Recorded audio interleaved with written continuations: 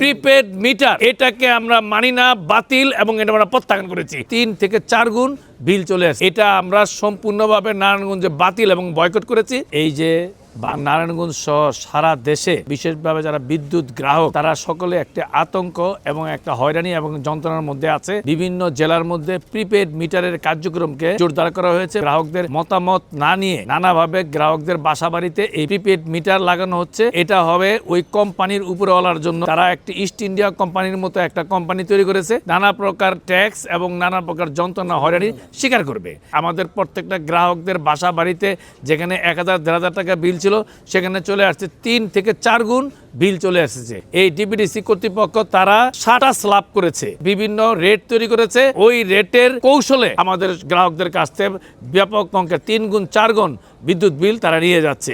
এই prepaid metre এটা আমরা সম্পূর্ণভাবে নারায়ণগঞ্জে বাতিল এবং বয়কট করেছি। বিদ্যুতের যে স্ল্যাব তৈরি করেছে এটাও আমরা অবগত করেছি এদেরকে। এই যতক্ষণ না পর্যন্ত মাননীয় প্রধানমন্ত্রী এবং বিদ্যুৎ মন্ত্রী উচ্চ পর্যায়ে বৈঠক না হওয়া পর্যন্ত সেখানে আমরা নারায়ণগঞ্জবাসী এবং আমাদের নাগরিক অধিকার ফোরাম আমরা থাকবো সেখানে। আমরা চাই আগামী অল্প কয়েকদিনের মধ্যেই প্রধানমন্ত্রী অথবা তার যে মন্ত্রণালয় তারা আমাদের সাথে বসবেন, বসে প্রিপেড মিটার এটাকে আমরা মানি না, বাতিল, এবং এটা আমরা প্রত্যাখ্যান করেছি।